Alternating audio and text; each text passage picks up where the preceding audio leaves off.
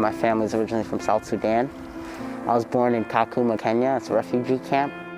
19-year-old Taban Maniok of Lynn sought asylum with his family in the United States when he was 3. I was a tough kid. I always gave the teachers a hard time. Maniok, now a freshman at Fitchburg State University, struggled in school as a child. It wasn't really for me. I was getting in trouble, hanging out with the wrong crowd. Financial assistance from the Catholic Schools Foundation enabled a transfer to a Catholic school that he says set him on the right path in academics and in life. I am who I am because of the Catholic Schools Foundation and what they've done for me, and everybody who I've met because of the Catholic Schools Foundation has made me who I am today. Mike Reardon, executive director of the Catholic Schools Foundation, draws inspiration from Maniok's journey and success. We received a call from our corporate partners, Liberty Mutual, who were involved with the Sudanese Refugee Center. And they said, we have this young man who no one knows what to do with, but it's not working out in the Lynn Public Schools. They called because they thought a Catholic education would make a difference in his life. I called the principal up in Lynn. I said, there's this young third grader who's challenged right now. What can you do? He said, bring him in Monday. That young man graduated from 8th grade at St. Pius. He graduated from St. Mary's High School in Lynn. He's now at Fitchburg State. He's going to get his degree. He's going to be okay. I wasn't a number. They took care of me individually, made sure I was doing the right thing, staying out of trouble, and made sure I was taking care of my schoolwork. Jeffrey Sanchez attributes his own success to Mission Grammar School in Boston's Mission Hill neighborhood. In 2017, Sanchez became the first Latino representative to chair the Massachusetts House Ways and Means Committee.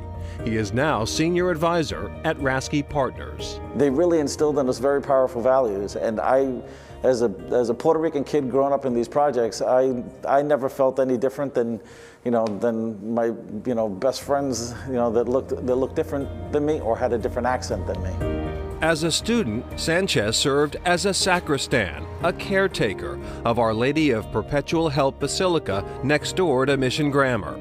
Imagine having a key at 11 years old to open up this majestic property here to let people in. It was the greatest honor of my life, next to serving this community as an elected representative in the Massachusetts House of Representatives. Student enrollment in the schools of the Archdiocese is more than 30% non-white. In Boston Catholic schools, it's about half. To this day, Sanchez says he draws on life lessons he learned from the Mission Grammar community. I'm in the classroom that my values teacher, Sister Caroline, is in right now. She was always the one to hold your hand, and she'd ask you, how's your faith? And she'd shake you up, and even when you were feeling bad, and she'd stop and she'd say, you know what, if it all falls apart, the only thing you gotta do is hit the ground and offer it up and say, please help me. Just having that was really profound.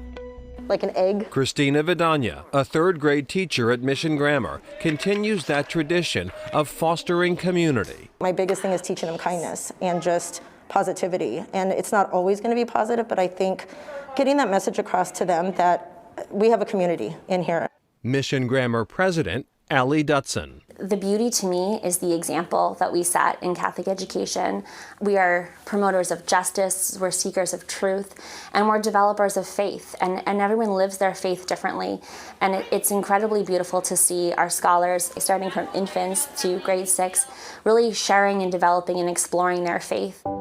Zion Horton Nelson is a graduate of Mission Grammar, now a 7th grader at Catholic Memorial in West Roxbury. As a 5th grader, he started his own nonprofit called Code Biotics. It teaches kids from the age 7 to 12 like how to code and how to do like Scratch and how to use like apps for coding and Zion learned how to code at a summer camp and now shares the skills with others. When I went to the coding camp, it was like really expensive. So this is like all those kids who wanted to go to that camp and like kids who wanted to go to learn how to code and stuff, like this is like their chance because it's not that much money, it's free. Zion and his brother Zachary, a 3rd grader at Mission Grammar, are both Catholic Schools Foundation scholars. Zachary says while the school uniforms aren't his favorite, Yes, but kind of itchy. he still likes being at Mission Grammar. Of course I'm glad my hair. I can make friends, learn more, make more friends, learn more, and I make friends everywhere. Mission Grammar School was founded more than 130 years ago. The adjacent church, the Basilica of Our Lady of Perpetual Help, was established by the Redemptorist Order of Priests and later became a parish in the Archdiocese. Also known as the Mission Church, it's where the neighborhood of Mission Hill gets its name. Senator Ted Kennedy's funeral mass was celebrated at that church in 2009. Up next, scholarship support for students in need.